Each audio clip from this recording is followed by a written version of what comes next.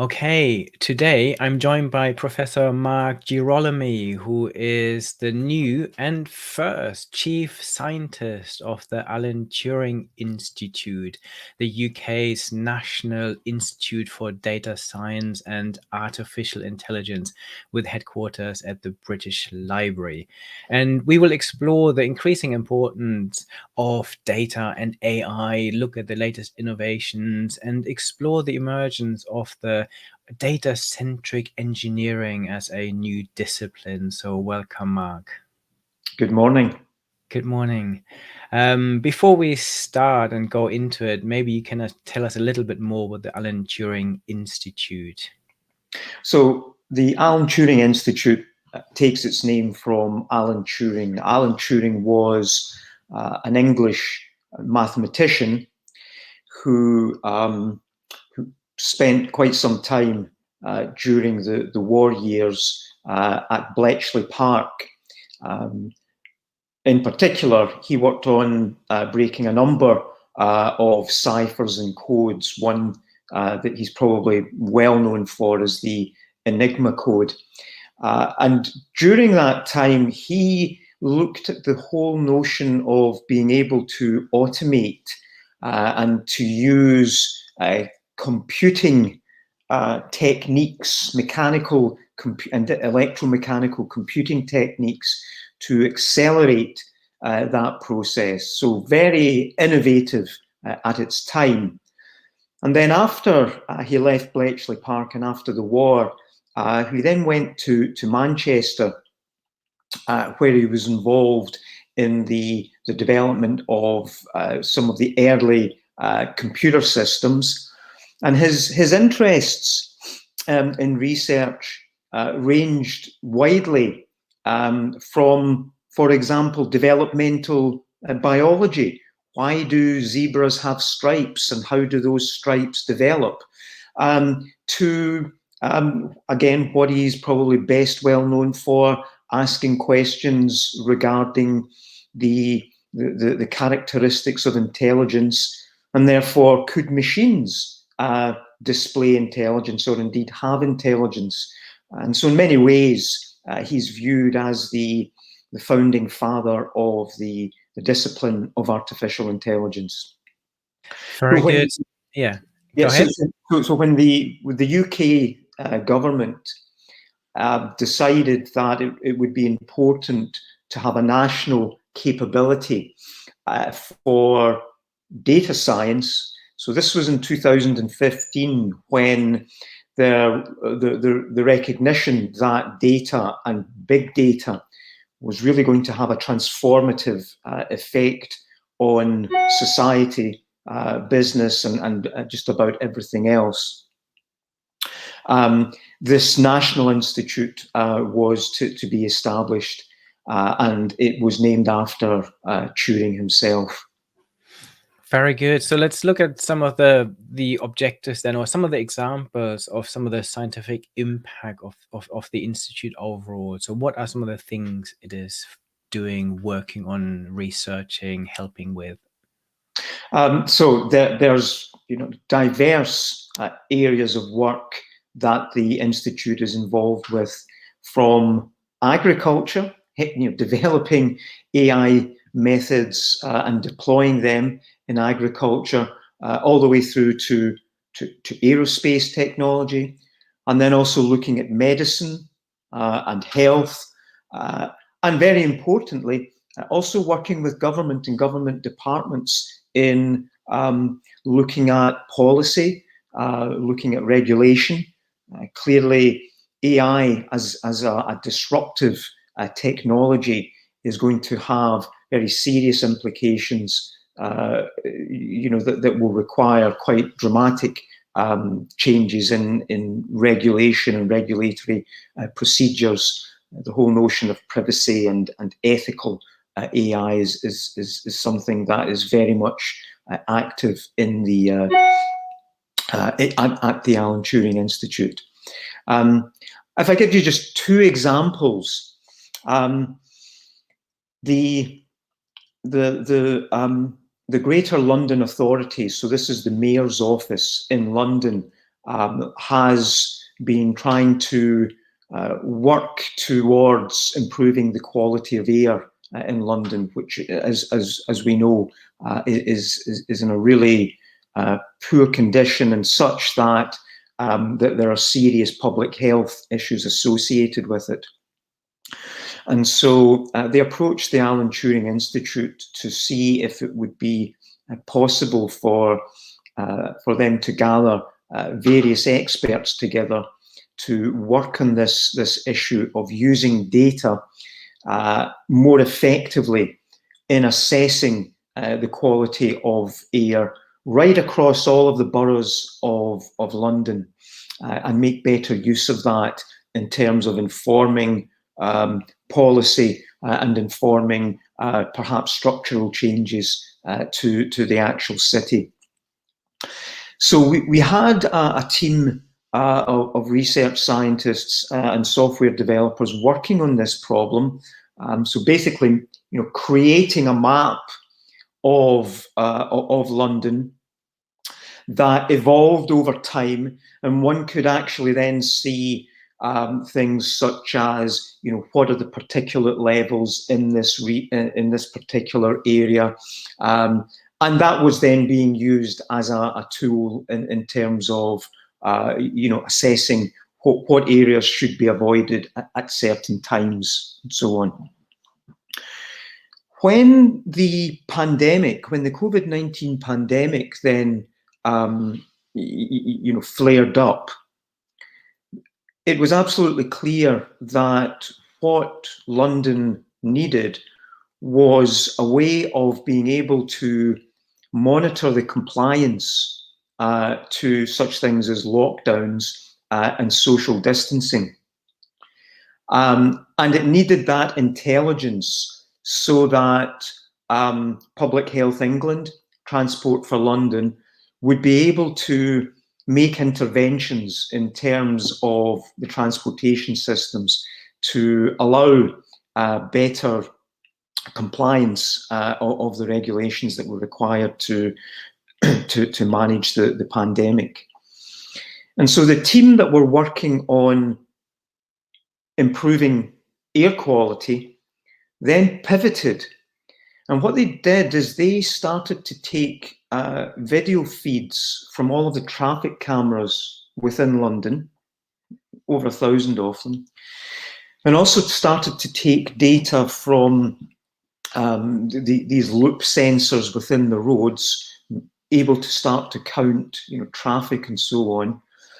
And they were developing AI methods that would segment the video, identify people on bicycles, but not only that, be able to get quantities of interest, such as what is the distance between people at any one time, and is social distancing being complied with, or are there potential inhibitors to that? And Transport for London, on a daily basis, then used this information that came from the team at the Turing Institute to devise various policy interventions. So whether that was widening certain pavement areas, moving bus stops, what have you. And there was over 700 interventions that they put into effect due to this information. So that's just one project and one sort of service that the Turing has played over the last couple of years. But there are many more. Very good. So, and you have just taken on the role of chief scientist, or the first ever chief scientist of the Institute. So what are your key ambitions and challenges ahead? Yes, so the Institute has been in startup mode, if you will, since 2015, and it has been evolving and developing. And it was quite clear that at this point in time, the appointment of a chief scientist who would take responsibility for the development of an overall scientific strategy and its execution. That this was the point in the Institute's development, that this role should come into effect. So that was there was an international search, and anyway, I am now the inaugural chief scientist. And I think the main thing that with Turing, Turing has this strapline which says that we believe data science and AI will change the world. So I would actually argue that data science and AI has changed the world. We are living in a world that has been transformed because of AI technologies that are driven by our ability to gather data at levels we've never had before. And so the question then is, how do, in this transformed world and with these transformative technologies, how do we best put them to use to make the world a safer, healthier, more equitable, more prosperous place? And so what I'll be doing in my first 100 days is really looking to see what are the global grand challenges that would really benefit from world-leading expertise and critical mass from the data sciences and from artificial intelligence technologies.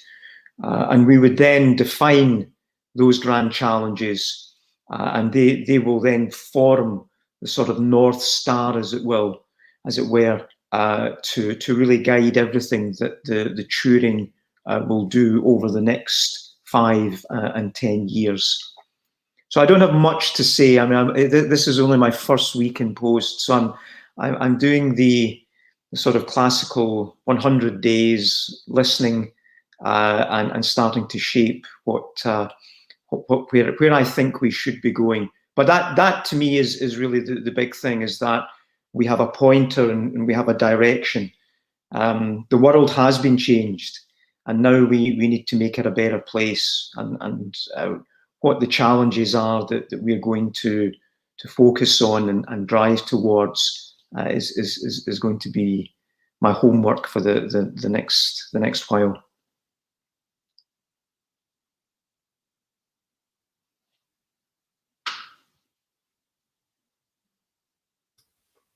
Sorry, I think I was on mute there. I was just saying what an exciting job that is. So the UK has just published a new national AI strategy. Have you got any views on this and how important it is to get this right at this critical moment for the UK, for the world in terms of science and technology? And what do you see as some of the biggest challenges and most pressing priorities that you would want to see as part of that strategy? So it's really fantastic that the UK government has issued a national AI strategy. There is also going to be another AI strategy that comes from one of the largest government departments in the UK, and that's from the Ministry of Defence. So it's absolutely clear that AI technologies are going to be pervasive across the national landscape. So that's certainly welcome. What you'll find in the national AI strategy is the ambition for the UK to be a technological powerhouse, is the phrase that's used. And I think that's an ambition certainly I share, and certainly the Turing shares. Of course, to realize that ambition, one needs the input, one needs the funding, and just exactly what the funding landscape for these ambitions that are are detailed in the strategy. We won't really understand until the budget later on this month. So in many ways, we were kind of standing, or we're in our starting blocks at the beginning of the 100 meters, and we're just waiting for the Chancellor to fire the pistol, and then we can really see what is going to be possible and feasible. It's quite interesting that if we look at some of our friends in the Commonwealth, if you think of Australia, the federal government also published their national AI strategy, and they now have national federal funding to deliver that. So they're a little bit ahead of us in terms of the actual execution. And it very much reflects the ambitions in the UK's national AI strategy, which is building capability. So education, from the school level right up to the doctoral level. And the other one, of course, is innovation and translation of technology to have impact both in business, in government, and in society in general. And so it's quite exciting to see our friends in Australia who are now, they have their budget and they're now executing that. And so we'll be working closely with them once we understand just exactly what the science and technology settlement for the UK will be. And do you have any views on how the UK AI strategy compares with what the US is trying to do, and China, for example, who have extremely ambitious AI strategies? So I think that there's very much a clear alignment between so the key sort of geographic states would be the US, Canada, Australia, and Europe.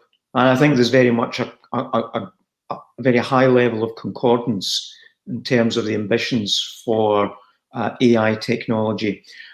China, certainly, it's clear that their ambitions are, absolutely supercharged.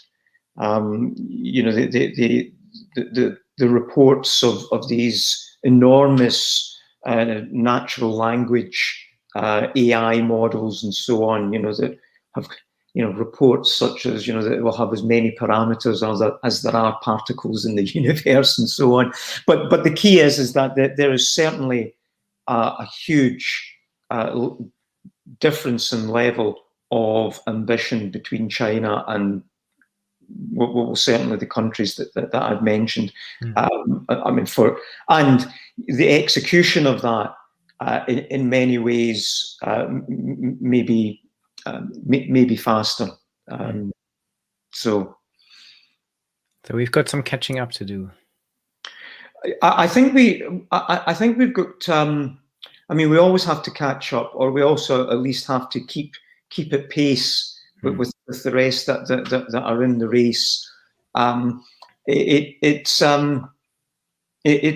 the moment, it's not clear whether bigger is always better or faster is always better.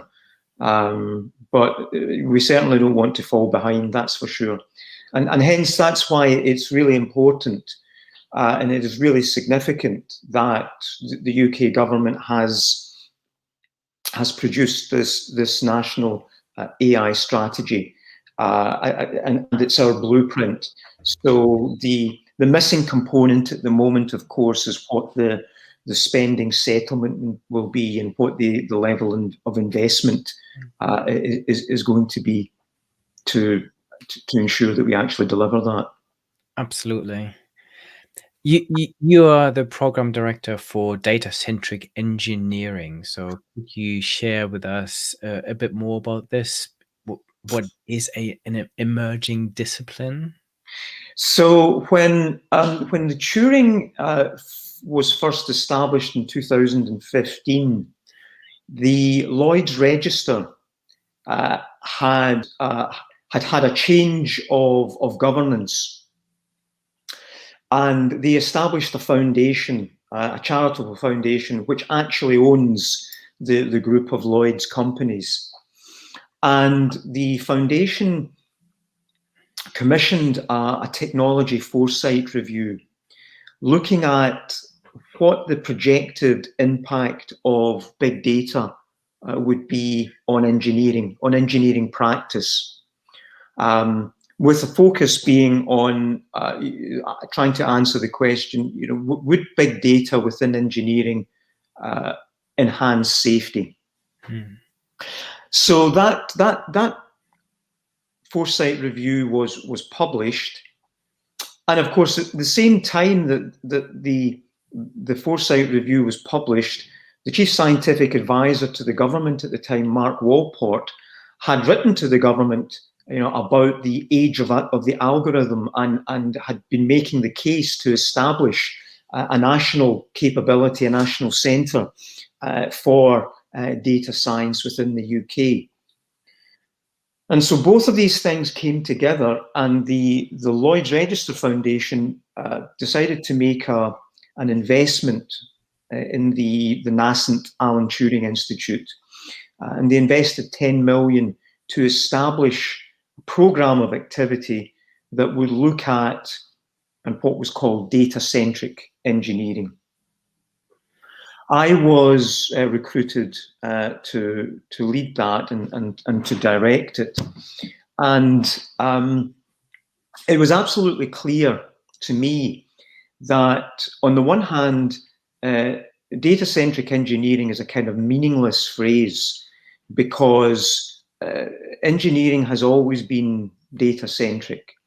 The empirical laws that most engineers use in design of, whether it's structures or studying flow in chemical processes, are all pretty much empirical, which means that the measurements have been made and data has been used. So one can argue there is nothing new in the notion of engineering being data-centric. But what is new is that the capability to generate data and to make observations at scales and multiples of scales, and generate volumes and rates of data that really 10 years ago we couldn't have thought of.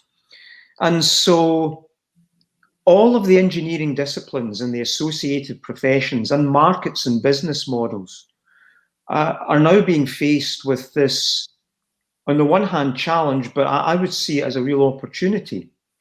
From a scientific perspective, having a data-centric view can give you insights to processes that, and theories that, we've never been able to fully understand. So wonderful opportunities to really enhance our understanding and our knowledge of engineered systems.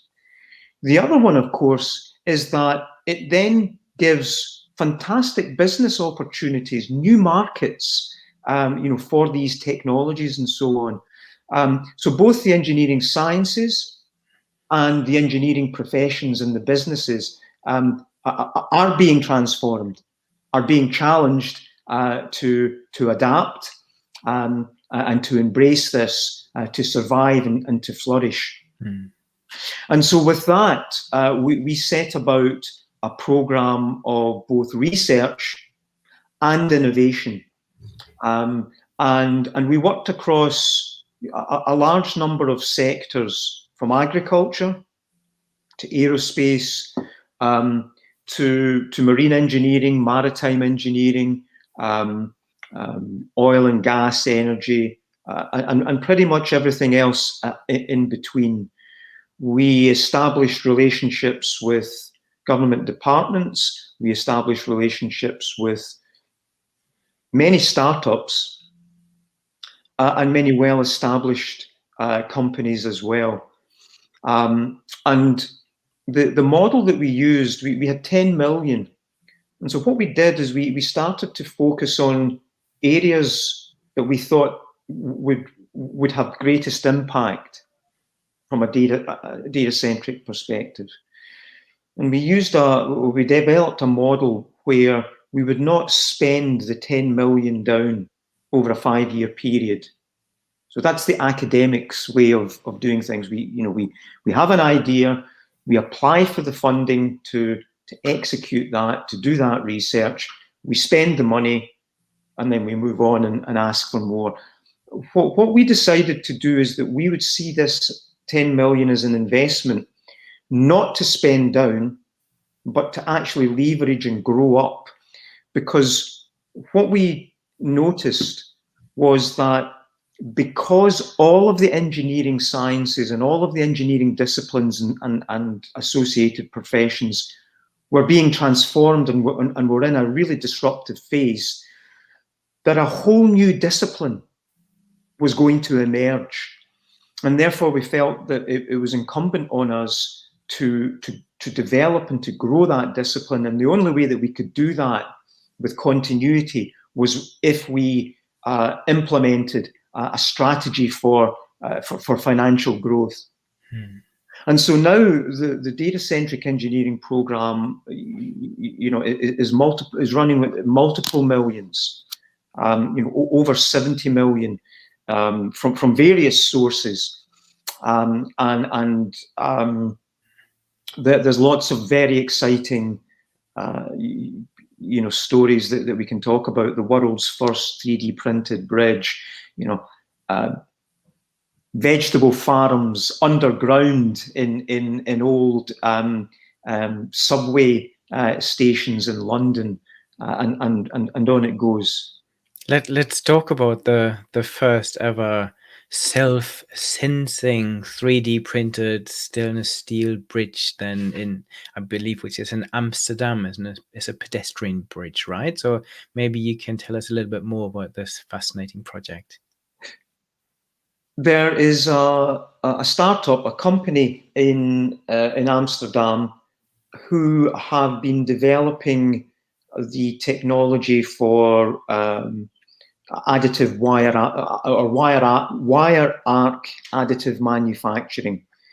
And what that means is that objects can be manufactured rather than subtractively, taking some metal and then, cutting it into whatever shape it should be, is to start with powder, or to start with, just wires of steel, melt it and then shape it and do that in an additive manner. And what that means is that we can make structures which are infeasible to construct in the ways that we, subtractively. So that's one thing. And they had been developing robotic technology to enable us to additively print steel structures, but at scales that superseded the sort of bench sized printing that we typically are aware of. And they had this ambition of printing really large structures. Now, of course, because they're a Dutch company, one of the first structures they printed was a bicycle, which is pretty cool. But then they came up with the idea, why don't we print a bridge?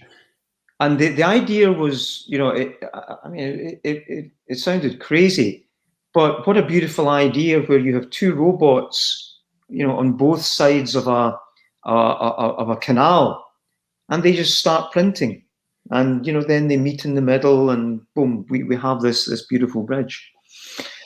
So they got in touch with the Alan Turing Institute when after they had convinced the Amsterdam city fathers that wouldn't this be a great idea, a great statement of civic pride and innovation, to have the world's first 3D printed pedestrian bridge spanning one of the canals in Amsterdam. Once they got the green light for that, and they actually had started printing, someone asked the question, do we know what the structural properties of 3D printed steel are? I mean, can we safely can we safely put people on this thing? Is it going to fall down? Is it going to fail? Is it going to last as long as bridges that are constructed in the traditional manner? And no one knew. So they came and contacted us at the Alan Turing Institute, and specifically in the data-centric engineering program. And one of the great things about the Alan Turing Institute, because it's a national institute, it's multidisciplinary, and the agility that we have in bringing diverse skills, diverse sets of expertise together is something that our university partners and friends would find very difficult to do. So we brought together structural engineers, material scientists, applied mathematicians, statisticians, computer scientists, machine learning people, all gathered together to figure out what are the properties of this material, and then ultimately to ensure and to validate that yes, this structure will be safe. So we did that. We pulled this team together, and the important thing was, actually being able to assure that the structure would be safe. And our structural engineering and material science teams worked on that. And then we saw that there was a real opportunity here, because we could put sensors on the structure, and we could use it as a living laboratory. So the bridge, when it's in use, we could be getting, it could be sensing itself, sensing its, how many people are on it, what is the weather like, what are the conditions, and basically just producing this stream of data and this stream of information. And so we set this up, a network of sensors on the structure, and currently at the moment we're now developing a mission control, if you will, at the Alan Turing Institute, which will then monitor the physical structure.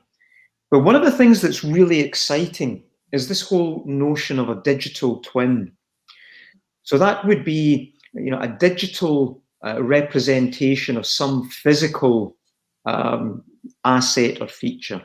So in the case of this pedestrian bridge, we can build a mathematical model that describes the structural properties, how it flexes, how it changes with temperature and so on. And we can implement that in computational codes. And so we then have a digital representation of the physical characteristics of the actual bridge that's sitting in Amsterdam. And we can take the data that comes from the physical bridge and we can feed it into the digital representation to refine that digital representation. And what we can then do is we can then take the digital representation and we can play through a whole load of scenarios. What if, there is an extreme 1 in 10,000 years weather event? What if the Dutch National Army decides to all, march over this bridge and jump up and down on it? What's going to happen? And we can play out all of these scenarios, these what-if scenarios, in the digital representation, and then feed that back or feed it forward to the actual structure itself. And so we have this notion of a digital twin. So we took that opportunity, developed the digital twin, where we have both the computational digital representation coupled via the sensor network on the actual structure itself. And what that means is that, even from a scientific perspective, we can now monitor, how is this structure, how is this material going to age? Because that's something that's not fully understood, and the coupling with the digital representation makes this a very exciting endeavour. And of course, it means that in terms of the safety of the operation, we can enhance the safety of the operation because we have this digital representation, which can then act as a control, if you will. So and then there were delays because of COVID and so forth. But just in the summertime, it was really lovely to see the bridge actually being officially opened by the Queen of the Netherlands, and it's now in operation. And the data is streaming, and we've our data-centric engineers at the Alan Turing Institute are coupling the digital representation and bringing the digital twin to life. So very exciting. Yeah, super, super exciting.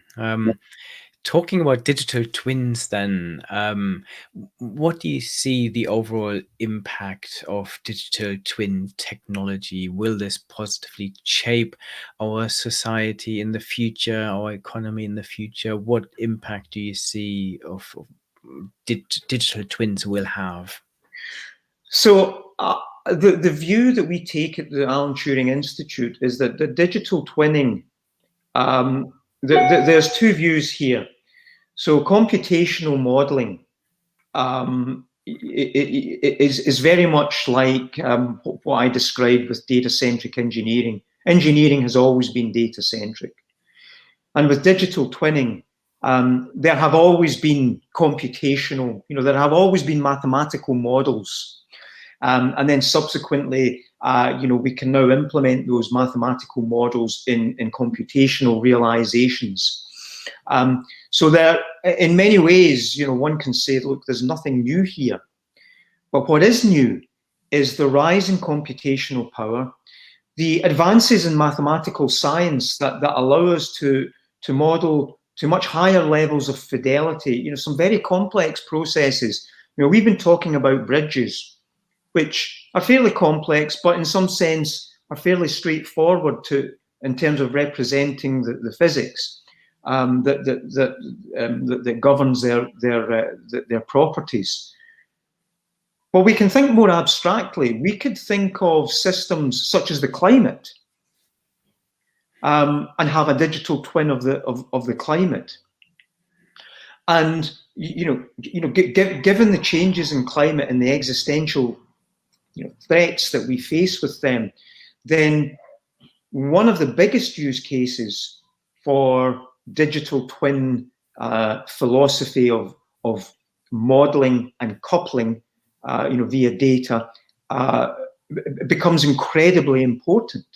And so one can see that just from an environmental perspective and from the risk to the planet, digital twinning is going to play an enormous role just from that perspective alone. And there are many others. From a societal perspective, we have projects at the Alan Turing Institute, looking at the future of transportation. So we have digital twins, of urban systems, how they are going to evolve, and how they're going to respond to shocks, such as what we've just gone through with COVID-19. So for me, digital twinning, which in many ways is an important use case of a lot of artificial intelligence technologies, is going to be absolutely essential in the coming years. Now, let me also just kind of put a caveat on that. That there's lots of potential business cases and business opportunities for digital twinning.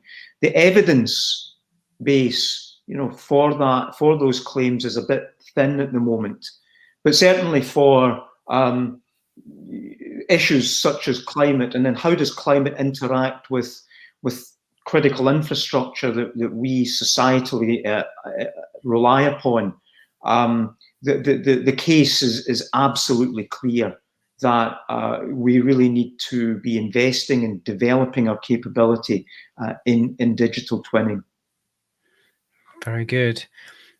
So overall, what do you see as some of the enablers and barriers of successful innovation and transformation in the area of data science and AI? You've talked about international collaboration as one of the key enablers. What would you say are the key enablers and barriers and challenges there? So it's absolutely clear, and this is something that probably all undergraduates should take a course in. That the technology is the easy part. The structure, the governance, the the legal aspects, the ethical aspects, the political aspects. These are the ones that are these are the ones that really we need to get round and are the blockers. I wouldn't call them blockers, but that's the hard part. And that's one of the reasons why the Alan Turing Institute, we have programs on public policy, for example. We have programs, that lose sleep at night thinking about, how do we ensure the safety, the ethical characteristics of AI systems and AI technologies and their deployments. How do we ensure that data itself, its privacy, its security, and its provenance, are there inherent biases in the data that we are using, which will then get propagated into the AI technologies, into the digital twins, and so on. And so all of that, safety, ethics, policy, security, these are absolutely essential, and they are not easy. I think that's that's the big that's the big rock that we need to get the sledgehammers at and just keep keep working away at that, and that's how we then are going to see big successes. Is getting all of that right, regulation in place. Yeah, I completely agree. I couldn't agree more, actually. I mean, it's very interesting. I remember in the early days, we had a visit of a company who their business was making valves, valves for the process industry. A great business. And so every time Shell or some oil refinery were opening up a new facility, they would get an order of, I don't know, 10,000 valves. They would make their valves, ship them out. Great business model. They then started to play about with putting little sensors on the valves to see, is the valve working okay? And then they realized, wow, we could actually measure how much, how efficient is the valve in opening or shutting? Are things furring up? Is it whatever? And then they realized, wow, we could have a completely different business model. So rather than building or manufacturing valves and selling them and then waiting for the next plant, we could actually use all of that information from all of the sensors in our valves distributed across the site to actually control certain parts of that operation. And so moving then from manufacturing to actually providing a service. What a great, transformation in the business model. Fantastic. And then the question was, but how do you know that the data from these sensors, is valid, and so on, and so of course, in terms of safety, handing over the control, to a vendor like that, the levels of regulation, the levels of safety assurance, just went right through the roof, and so So what potentially, could be a fantastic business model and a great market opportunity, all of a sudden, has ground to a halt, or had ground to a halt because, well, there were no standards. There were no standards for data, coming off devices like this and so on. So we really need to take a very much a holistic view. This is not just a technical problem. This is a socio-economic, socio-technical, techno-economic, and that's, I think, one of the real strengths of an institute like the Alan Turing Institute, is that we, in many ways, it is a ministry of all the talents. We're not just technologists, we're not just software geeks, we're not just mathematicians, computer scientists. We have ethicists, we have political economists, we have people that understand regulation and so on, and that makes for a very potent combination. So being parachuted in as the first chief scientist, having this at my disposal, makes the future very exciting. Yeah, very exciting. And you've recently convened the first ever data-centric engineering summit. Why was that important, and what were some of the highlights or the key learnings that you've taken away from that? So it was absolutely clear, as I mentioned to you, that we saw that data-centric engineering, wasn't just engineering with data, but a whole new discipline, a whole new academic discipline, a whole new professional, a whole new profession was emerging. And so a few years back, we held a conference or a workshop at MIT, which really focused on the technology. We had mathematicians from Caltech, we had engineers from companies like Shell, all the great technical universities, MIT, obviously, and so on, coming and speaking about the technical aspects.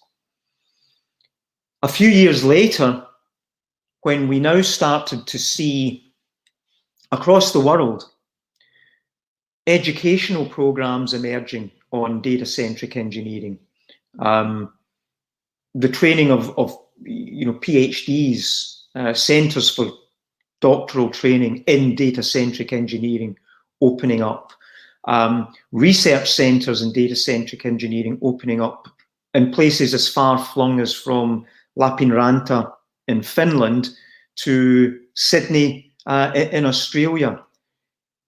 It was absolutely clear that this was global. And there was no point in having a conference, a technical conference, but we wanted to have a summit where we would bring technologists, where we would bring people from government, where we would bring thought leaders, business leaders together, and really look at what are the opportunities, and how do we actually develop the environment, the global environment, to grasp those. So, we had the president of the Royal Academy of Engineering, we had the president of the Royal Society, we had the national statistician, Sir Ian Diamond, speaking. We had representatives from large companies such as Boeing.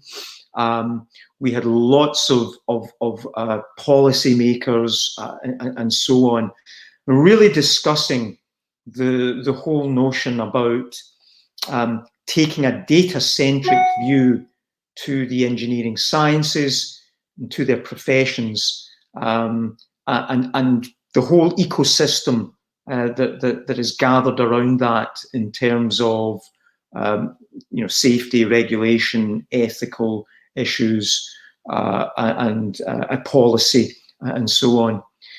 And so it was very well attended, very well received. There will be obviously a white paper report coming out of that at some point soon.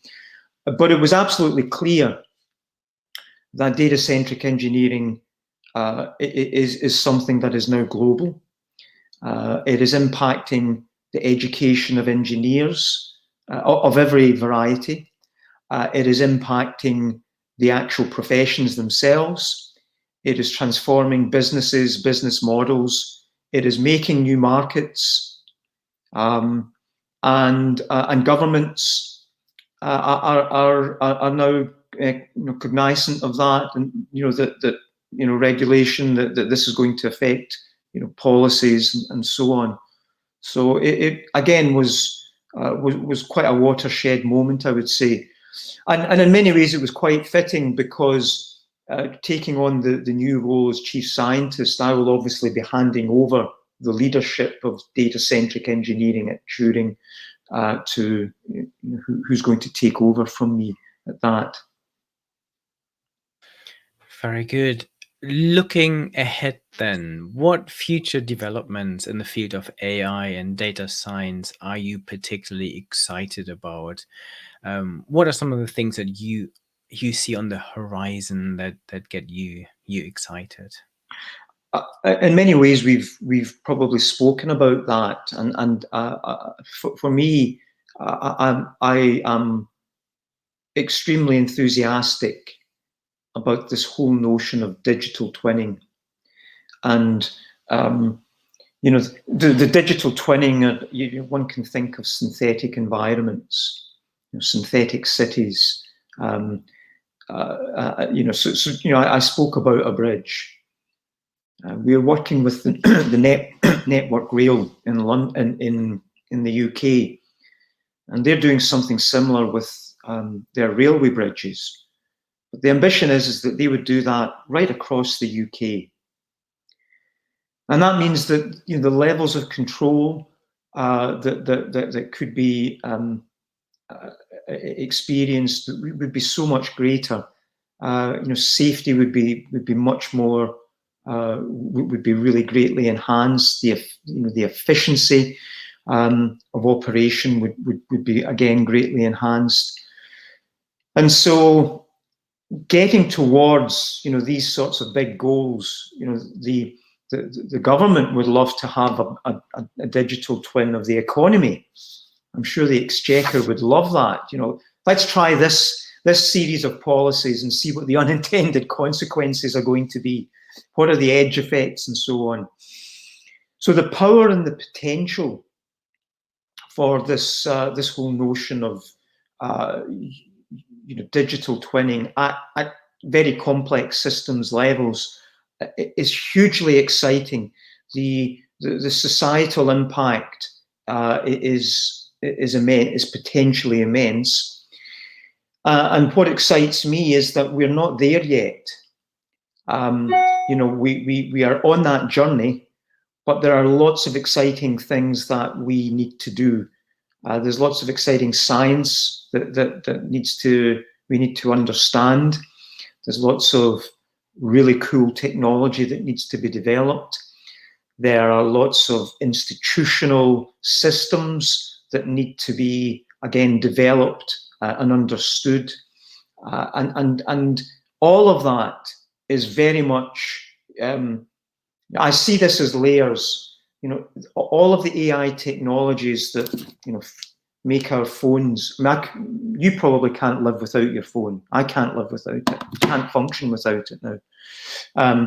And the AI technologies, the data-driven technologies that enable all of this connectivity that we rely upon, is hugely exciting. But there is still so much more that we need to do.